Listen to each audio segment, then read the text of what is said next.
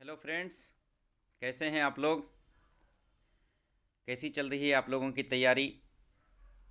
आज हम वीडियो लेके आए हैं गांधीवादी आंदोलन पर। और इसमें हम देखेंगे गांधी जी के बारे में, उनका सामान्य परिचय देखेंगे। साथ ही साथ गांधी जी के द्वारा कौन कौन से रणनीति अपनाई गई थी और गांधी जी के समय में जो प्रारंभिक कौन कौन सी घटनाएं घटी थी उसके बारे में हम इस वीडियोज़ में जानने का प्रयास करेंगे। दोस्तों, हर बार की तरह वीडियोज़ प्रारंभ करने से पहले आप लोगों से अनुरोध है कि आप मेरे चैनल को ज़रूर सब्सक्राइब करेंगे और वीडियोज़ को लाइक करेंगे, कमेंट करेंगे और ज़्यादा से ज़्यादा लोगों को शेयर करेंगे। दोस्तों, हमने गांधीवादी आंदोलन से पहले जो वीडियोज़ बनाए थे उसमें बताया था कि भारत में किस प्रकार से राष्ट्रीय आंदोलन चला था। और राष्ट्रीय आंदोलन के 3 चरण थे। पहला चरण था उदारवादी चरण, दूसरा चरण था उग्रवादी चरण और तीसरा चरण था गांधीवादी चरण। गांधीवादी चरण 1919 से 1947 तक रहा। 1919 से 1947 की अवधि को गांधीवादी चरण इसलिए कहा जाता है क्योंकि इसका नेतृत्व ज़्यादातर गांधी जी के द्वारा किया गया। और जो भी इस समय आंदोलन हुए उस पर गांधी जी के विचारों का, गांधी जी के जो कार्यक्रम थे उनका बहुत प्रभाव रहा। और ज़्यादातर आंदोलन का नेतृत्व भी स्वयं गांधी जी के द्वारा ही किया गया था। इससे पूर्व के वीडियोज़ में हमने गांधीवादी आंदोलन के समय में जो जो महत्वपूर्ण महत्वपूर्ण जो ऐतिहासिक घटनाएं घटित हुई उसका पूरा विवरण दिया था। अब उन्हीं सब घटनाओं को हम विस्तार से हम एक एक वीडियोज़ में देखेंगे। तो ये गांधीवादी आंदोलन का जो वीडियोज़ था उसका ये दूसरा सीरीज है। इसमें हम सबसे पहले देखेंगे गांधी जी का जो लाइफ था, उसका जो सामान्य जो एक परिचय होता है गांधी जी का, वो हम उसको देखेंगे। उसके बाद फिर हम आने वाले उस आने वाले इसमें जो देखेंगे कि गांधी जी के संघर्ष के क्या तरीके थे और प्रारंभिक कौन कौन सी घटनाएं घटित हुई। दोस्तों, गांधी जी का पूरा नाम आप सभी लोगों को मालूम है। उनका पूरा नाम था मोहनदास करमचंद गांधी। इसका जन्म 2 अक्टूबर 1869 को हुआ था और इनकी हत्या हुई थी 30 जनवरी 1948 को। इनके जो राजनीतिक गुरु थे वो गोपाल कृष्ण गोखले थे, जो कि कांग्रेस के उदारवादी नेता थे। गांधी जी की पढ़ाई जो हुई थी, उनकी उच्च शिक्षा लंदन में हुई थी। गांधी जी पढ़ाई में बैरिस्टर थे। और गांधी जी ने अपनी जो बैरिस्टर जो अपनी लॉ की जो प्रैक्टिस की थी उसकी शुरुआत उसके द्वारा अफ्रीका में, दक्षिण अफ्रीका में उनके द्वारा अपनी लॉ की प्रैक्टिस प्रारंभ की गई थी। वो 1893 में 1893 में दक्षिण अफ्रीका चले गए थे अब्दुल्ला नाम के एक व्यापारी का केस लड़ने के लिए। और वह टोटल 21 वर्ष तक 1915 तक दक्षिण अफ्रीका में ही रहे। और 1915 में वो भारत लौटे थे। लौटने के बाद उनके द्वारा अहमदाबाद में साबरमती नदी के किनारे उनके द्वारा आश्रम बनाया गया था अपने रहने के लिए, जिसका नाम था सत्याग्रह आश्रम। दोस्तों, गांधी जी के द्वारा दक्षिण अफ्रीका में ही अंग्रेज़ों के विरोध में जो आंदोलन था उसको प्रारंभ किया गया था। आपकी जानकारी के लिए बता दें कि उस समय दक्षिण अफ्रीका पर भी ब्रिटिश सरकार की हुकूमत थी। दक्षिण अफ्रीका में आखिर क्यों गांधी जी को लड़ना पड़ा, आंदोलन करना पड़ा, तो इसका कारण ये था कि जो दक्षिण अफ्रीका में जो काले लोग रह रहे थे और साथ ही साथ जो भारतीय लोग रह रहे थे, मतलब कि अंग्रेज जो भारतीय थे और वहाँ के जो मूल निवासी थे उसको काले लोग कह करके संबोधित करते थे। तो दक्षिण अफ्रीका में भारतीयों के साथ और वहाँ के मूल निवासियों के साथ जो भेदभाव हो रहा था उसको लेकर के गांधी जी के द्वारा वहाँ आंदोलन छेड़ा गया था। और स्वयं गांधी जी को ही कई बार अपमान का और भेदभाव का सामना करना पड़ा था। जैसे कि उसको खुद ट्रेन से बाहर फेंक दिया गया था जब वो फर्स्ट क्लास में सफ़र कर रहे थे और उसके पास फर्स्ट क्लास का टिकट भी था, तब भी उसको उससे बाहर कर दिया गया था, ट्रेन से फेंक दिया गया था। इसी तरह से कई होटलों में उसको भारतीयों के प्रवेश को वर्जित किया गया था। और इसी तरह से एक बार जब कि दक्षिण अफ्रीका के न्यायालय में जब एक सुनवाई में वो अपेयर हुए थे गांधी जी, तो वो पगड़ी पहन करके अपेयर हुए थे अपने केस को लड़ने के लिए। लेकिन वहाँ के न्यायाधीश जो कि ब्रिटिश थे उनके द्वारा गांधी जी को ये आदेश दिया गया कि वो पगड़ी उतार करके उनके सामने खड़े हों। तो ये एक तरह से असम्मान करना या भेदभाव दर्शाने वाली बात थी। जो कि एक तरह से गांधी जी को प्रेरित किया, जिसने कि दक्षिण अफ्रीका में ब्रिटिश सरकार के विरुद्ध में आंदोलन छेड़े। गांधी जी जब भारत लौट करके आए तो उनके द्वारा भारत में अपने जो विचार थे, अपने जो आंदोलन के जो तरीके थे या सुधारवादी जो कार्यक्रम थे, उसको उसको प्रचार प्रसार के लिए उनके द्वारा प्रेस का सहायता लिया गया। उनके द्वारा जो प्रेस निकाला गया था उसमें महत्वपूर्ण था यंग इंडिया, दूसरा था हरिजन। इसी तरह से उनके द्वारा अपने विचारों को प्रकट करने के लिए, अपने राजनीतिक विचारों को लोगों को बताने के लिए उनके द्वारा एक पुस्तक लिखी गई थी जिसका नाम था हिंद स्वराज्य। गांधी जी का इतना प्रभाव था राष्ट्रीय राजनीति पर और लोगों के दैनिक जीवन पर कि जवाहरलाल नेहरू ने कहा था गांधी जी की मृत्यु होने पर कि गांधी जी ताज़ा हवा के उस झोंके की तरह आए जिसने हमारे लिए खुली हवा में सांस लेना संभव बनाया। गांधी जी प्रकाश के उस किरण की तरह आए जिसने हमारी आंखों के सामने से अंधकार के पर्दे को हटा दिया। मतलब एक तरह से जो गांधी जी के द्वारा जो आंदोलन लड़े गए, उस आंदोलन के यहाँ ही एक नतीजा था कि हमको अंत में जाकर के 1947 में आज़ादी मिली। कैसे कैसे आज़ादी का घटनाक्रम, आंदोलन का जो घटनाक्रम घटा, उसको हम आगे आने वाले वीडियोज़ में देखेंगे। दोस्तों, अब हम देखते हैं कि गांधी जी के संघर्ष के क्या तरीके थे।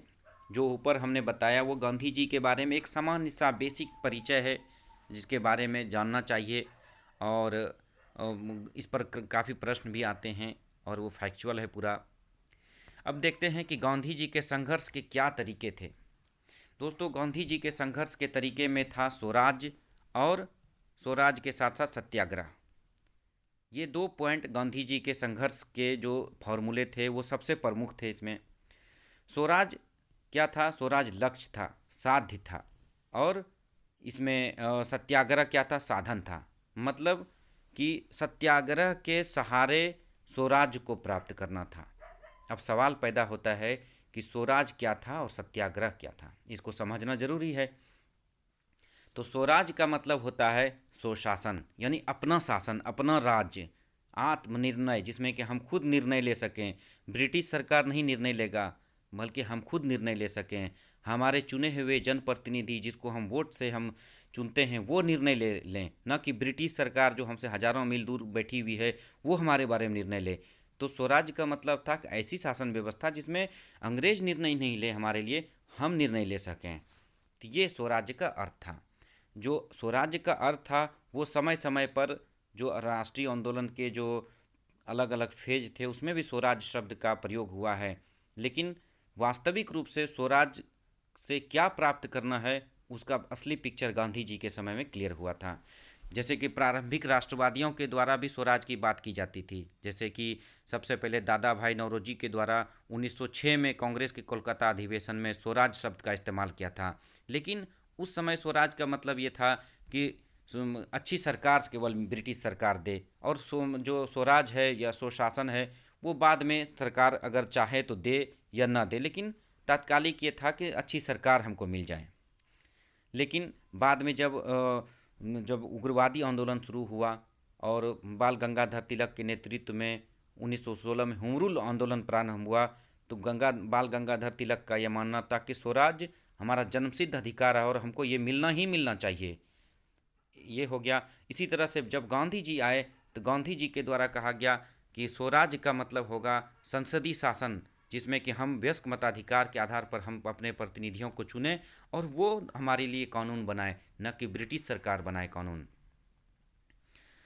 इसी तरह से जब गांधी जी का आंदोलन आगे बढ़ा तो स्वराज के स्थान पर जो लक्ष्य था आंदोलन का बदल करके पूर्ण स्वराज कर दिया गया। पूर्ण स्वराज का मतलब है कि ब्रिटिश सरकार से पूरी तरह से स्वतंत्र होना। और कांग्रेस के लाहौर अधिवेशन में 1929 में पंडित नेहरू जी के द्वारा इसकी घोषणा की गई थी।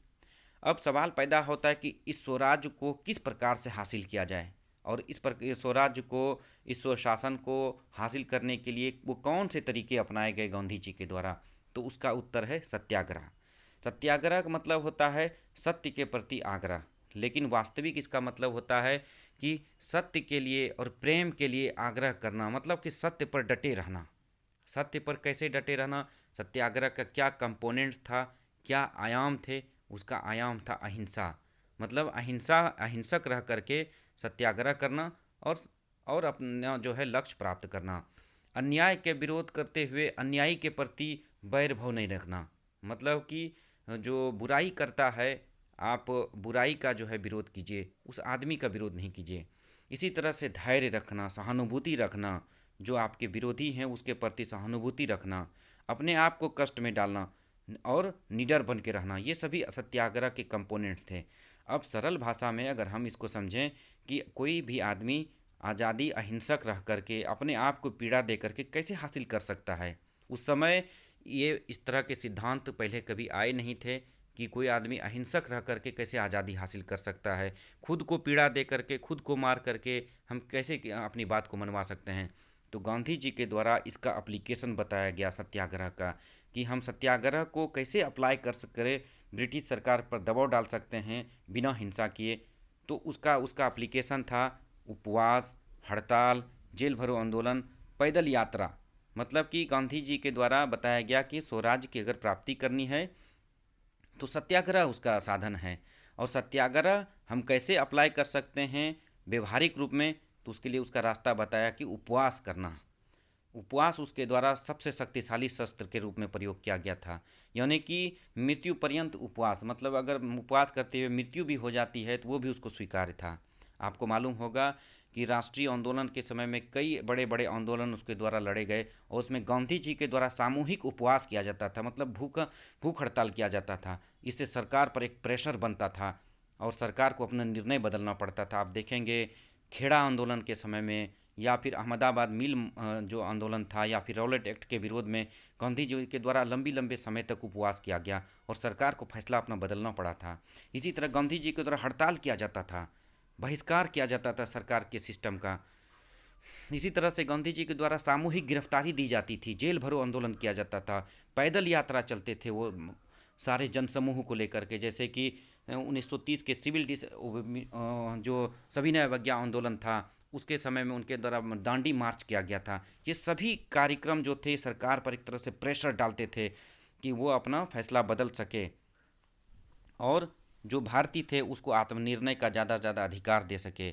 लेकिन इस सत्याग्रह को भी गांधी जी के द्वारा एक ट्रिक्स के माध्यम से अप्लाई किया जाता था। उनका मानना था कि जो देश के जो आम जनता हैं वो आपके साथ हमेशा नहीं उपवास कर सकती या हड़ताल नहीं कर सकती है, या दिन रात आपके साथ पैदल नहीं मार्च कर सकती है। इसके लिए उनका फॉर्मूला था कि संघर्ष कीजिए, लेकिन फिर में विराम की लीजिए और फिर संघर्ष कीजिए। इसीलिए उसकी रणनीति को कहा जाता है संघर्ष, विराम, फिर संघर्ष। इसी तरह से गांधी जी का ये मानना था कि सत्याग्रह के माध्यम से आप हम दबाव बनाएंगे, लेकिन बाद में जब सरकार जब झुक जाए तो उससे समझौता भी कर लेना है। यही कारण है कि बाद में जब देखेंगे कि 1930 का जब सविनय अवज्ञा आंदोलन हुआ तो उस समय सरकार जब झुकी तो गांधी इरविन पैक्ट भी हुआ था 1930 में। इसी तरह से गांधी जी के द्वारा जो जनसाधारण थे उनसे जुड़ने के लिए उनके द्वारा वस्त्र धारण किया जाता था उस तरह से, जैसे कि उनके द्वारा धोती पहना जाता था, लंगोटी पहनी जाती थी, ताकि आम जनता, और धोती और लंगोटी उस समय आम जनता का ही एक तरह से वस्त्र था, और आम जनता से जुड़ने के लिए उनके द्वारा इस तरह के वस्त्र धारण किया गया। साथ ही साथ जो समाज के निम्न वर्ग के लोग हैं, जो दलित थे, हरिजन थे, उनके उत्थान के लिए उनके द्वारा कार्यक्रम चलाया गया, ताकि समाज के जो निम्न वर्ग के लोग हैं, जो समाज के आखिरी पंक्ति में जो बैठे हुए लोग हैं, वो भी राष्ट्रीय आंदोलन से जुड़ सकें, वो भी राष्ट्रीय आंदोलन में अपने हित को समझ सकें। इसके लिए इसके द्वारा ये सब कार्यक्रम चलाए गए। तो इस तरह से हमने इसमें समझा कि गांधी जी के राष्ट्रीय आंदोलन के जो क्या तरीके थे, उसका तरीका था स्वराज्य की प्राप्ति करना, और उसको किस प्रकार से प्राप्त करना है, तो उसके लिए साधन अपनाया उसने, सत्याग्रह को साधन अपनाया, और सत्याग्रह के क्या क्या कंपोनेंट्स थे और व्यवहारिक रूप में उनके किस प्रकार से उसको अप्लाई किया सत्याग्रह को, और उसकी रणनीति के साथ उस सत्याग्रह को अप्लाई किया, वो चीज़ हमने समझा। अब हम देखते हैं कि गांधी जी के समय में कौन कौन सी महत्वपूर्ण घटनाएं घटित हुई और गांधी जी के द्वारा उसमें किस प्रकार से अपने दृष्टिकोण प्रकट किए गए और कौन कौन से आंदोलन छिड़े गए। सबसे पहले तो गांधी जी का जैसे ही आगमन भारत में हुआ उस समय प्रथम विश्व युद्ध चल रहा था, और 1914 से ही प्रथम विश्व युद्ध चल रहा था, और गांधी जी 1915 में भारत आए थे।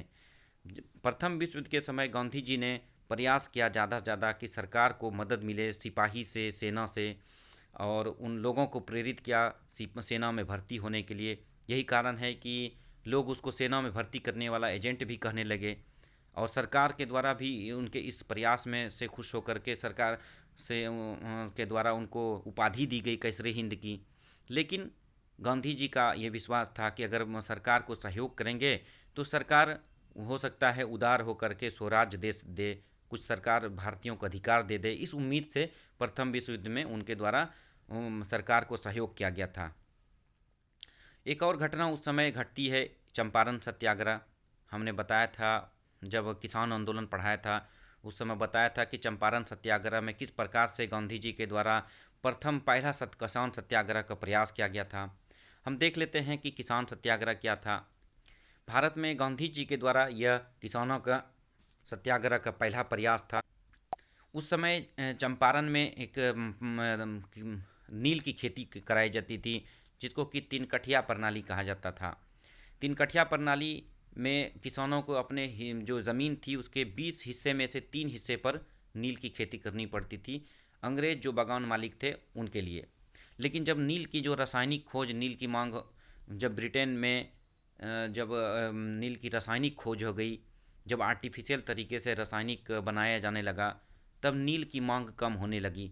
तो बागान मालिकों ने जो 3 कठिया इकरार किया था जो किसानों से, उससे उसको मुक्त करने के लिए उस मुआवजा या लगान की मांग करने लगा, जिसके विरोध में वहाँ पर आंदोलन होना शुरू हो गया। और वहाँ के जो स्थानीय नेता थे राजकुमार शुक्ल, उनके द्वारा जब लखनऊ में गांधी जी से मिल करके आग्रह किया और उसको बताया कि इस तरह का अत्याचार हो रहा है, आप चंपारण आकर के नेतृत्व प्रदान कीजिए, तो गांधी जी द्वारा इसके स्वीकार कर लिया गया। और चंपारण में गांधी जी के द्वारा भारत में सत्याग्रह का पहला प्रयास किया गया था। और गांधी जी के साथ इसमें जो जिन लोगों ने उनका साथ दिया था उसमें थे डॉक्टर राजेंद्र प्रसाद, ब्रजकिशोर, महादेव देसाई, जेबी कृपलानी और नरहरि पारिक थे। और गांधी जी के धमकी, सत्याग्रह की केवल धमकी भर से ही जो ब्रिटिश सरकार थी उसको झुकना पड़ा था और एक जांच आयोग का गठन करना पड़ा था, जिसमें गांधी जी भी को भी एक सदस्य के रूप में रखा गया था।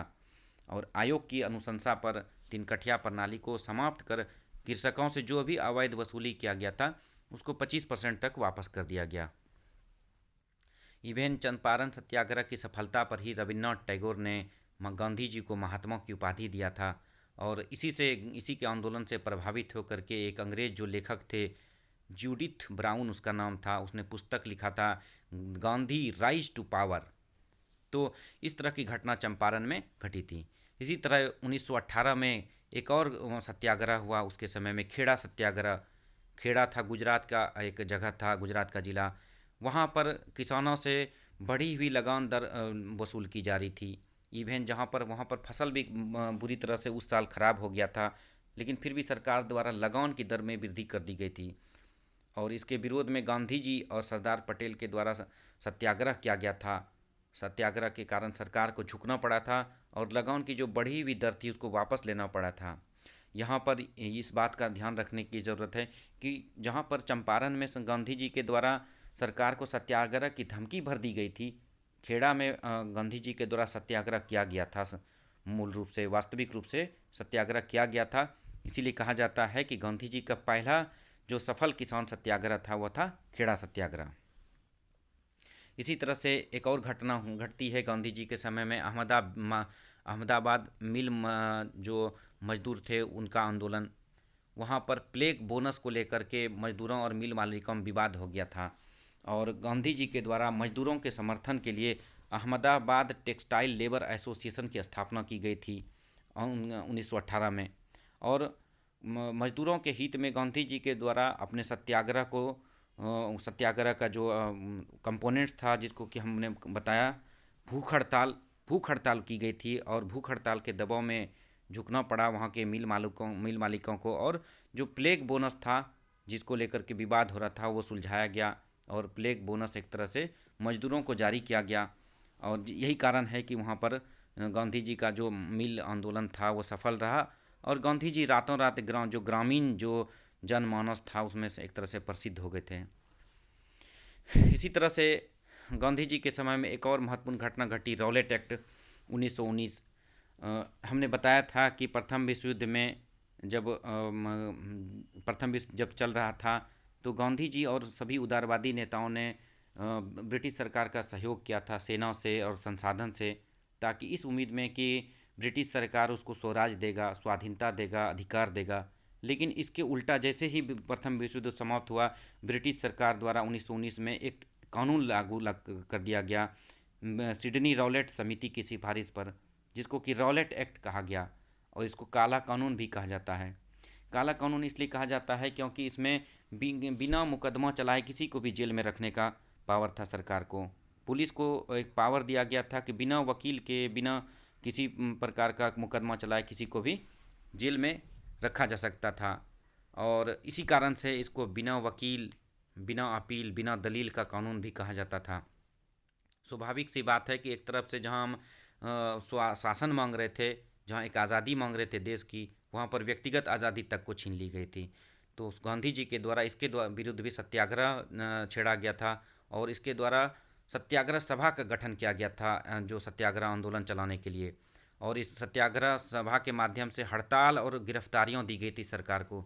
मतलब एक सरकार को एक तरफ खुली चैलेंज दी गई कि आपको हड़ताल गिरफ्तारियां दे करके कि आप इस कानून को वापस लीजिए।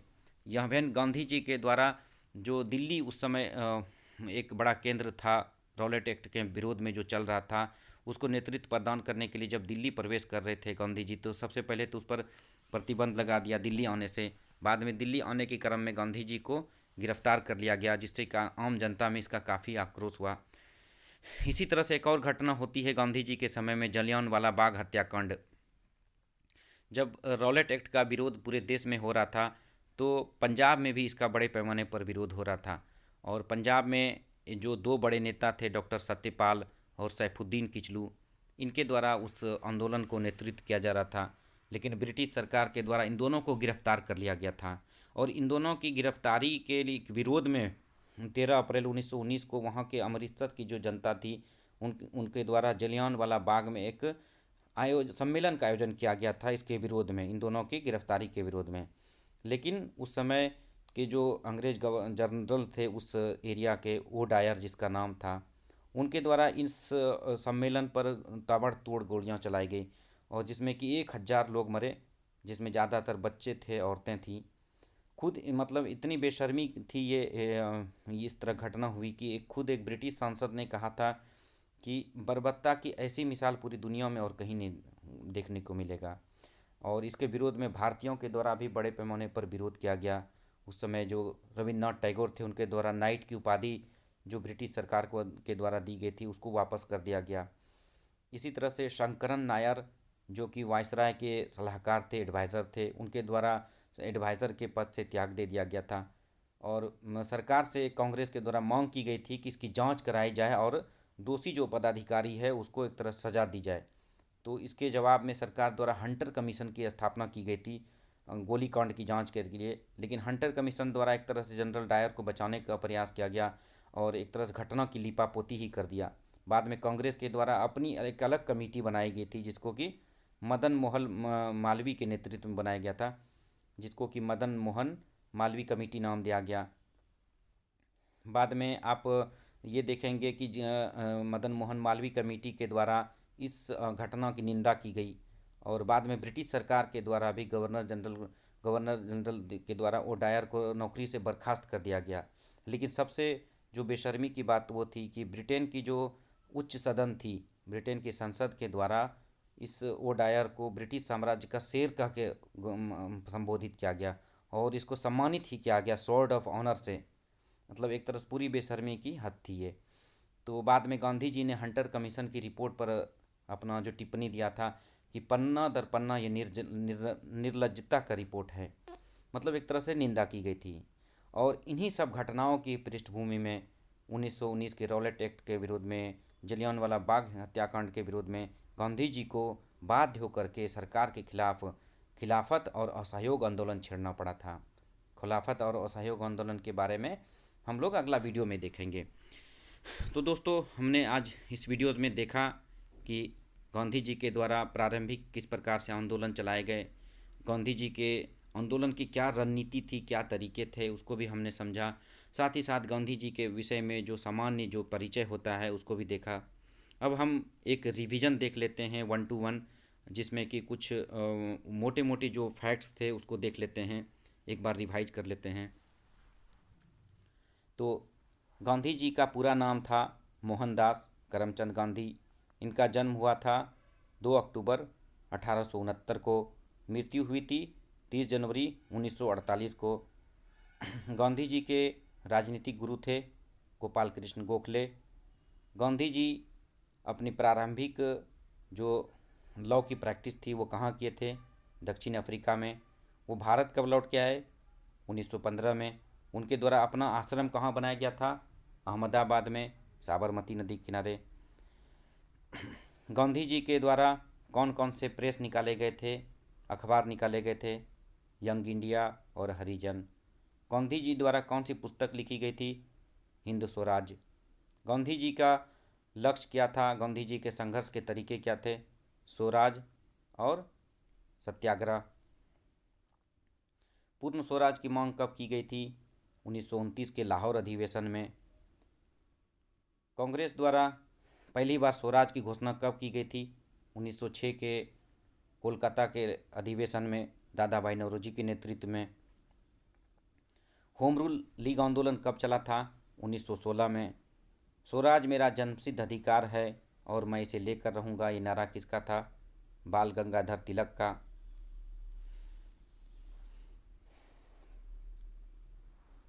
प्रथम विश्व युद्ध के समय गांधी जी को कौन सी उपाधि दी गई थी? कैसरी हिंद की उपाधि दी गई थी। चंपारण सत्याग्रह कहाँ हुआ था? बिहार के चंपारण में हुआ था। तीनकठिया प्रणाली क्या थी?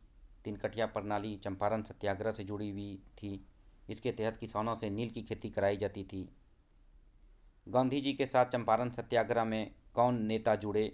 उनके साथ सहयोगी थे राजकुमार शुक्ल, राजेंद्र प्रसाद, ब्रजकिशोर, महादेव देसाई, जेबी कृपलानी, नरहरि पारिख। चंपारण सत्याग्रह की सफलता पर गांधी जी को किसने महात्मा की उपाधि दी थी? तो रविन्द्रनाथ टैगोर ने। गांधी राइज टू पावर पुस्तक किसने लिखा था? जूडिथ ब्राउन ने। खेड़ा सत्याग्रह कहाँ हुआ था? गुजरात के खेड़ा में। कब हुआ था? 1918 में। इसका नेतृत्व किसने किया था? गांधी जी और सरदार पटेल ने। अहमदाबाद मिल मजदूरों का आंदोलन कब हुआ था? 1918 में। गांधी जी के द्वारा कौन से एसोसिएशन की स्थापना की गई थी? अहमदाबाद टेक्सटाइल लेबर एसोसिएशन की स्थापना की गई थी। रॉलेट एक्ट कब आया था? 1919 में। किस समिति की सिफारिश पे आया था? तो सिडनी रॉलेट की समिति की सिफारिश पर। इस रॉलेट एक्ट का दूसरा नाम क्या है? बिना वकील, बिना अपील, बिना दलील कानून इसका दूसरा नाम है। गांधी जी के द्वारा कौन से सभा का गठन किया गया था इसके विरोध में? उत्तर है सत्याग्रह सभा। गांधी जी को कहाँ प्रवेश करने के क्रम में गिरफ्तार किया गया था रॉलेट एक्ट के आंदोलन के समय? तो दिल्ली प्रवेश के क्रम में उसको गिरफ्तार किया गया था। जलियांवाला बाग हत्याकांड कब घटित हुआ था? 13 अप्रैल 1919 को। कहाँ हुआ था? अमृतसर के जलियांवाला बाग में। कौन इसमें अंग्रेज जनरल थे? उसका नाम था ओडायर। इनके विरोध में, जलियांवाला बाग हत्याकांड के विरोध में किसके द्वारा नाइट की उपाधि वापस की गई थी? इसका उत्तर है टैगोर। और वायसराय के सलाहकार से किसने त्याग दिया था? शंकरन नायर। कौन सी कमीशन की स्थापना सरकार के द्वारा इस कांड की जांच के लिए बनाई गई थी? इसका उत्तर है हंटर कमीशन। कांग्रेस के द्वारा कौन सी कमेटी बनाई गई थी? मदन मोहन मालवीय कमेटी। तो इस तरह से हमने एक तरह से रिवीजन भी कर लिया इस टॉपिक का, इस वीडियोज़ में जो फैक्ट्स थे। तो दोस्तों आज का वीडियो बस इतना ही। जाते जाते आप लोगों से अनुरोध है कि चैनल को ज़रूर सब्सक्राइब करेंगे, वीडियोज़ को लाइक करेंगे, शेयर करेंगे और अपना फीडबैक ज़रूर देंगे। आपके फीडबैक से, आपके सब्सक्रिप्शन से मुझे मोटिवेशन मिलता है नए नए वीडियोज़ बनाने का। और मैं उम्मीद करता हूँ आप लोगों को वीडियोज़ काफ़ी पसंद आएगा। मिलते हैं अगले वीडियोज़ में फिर गांधीवादी आंदोलन की अगले सीरीज को लेकर के। Thank you so much. Take care. Bye.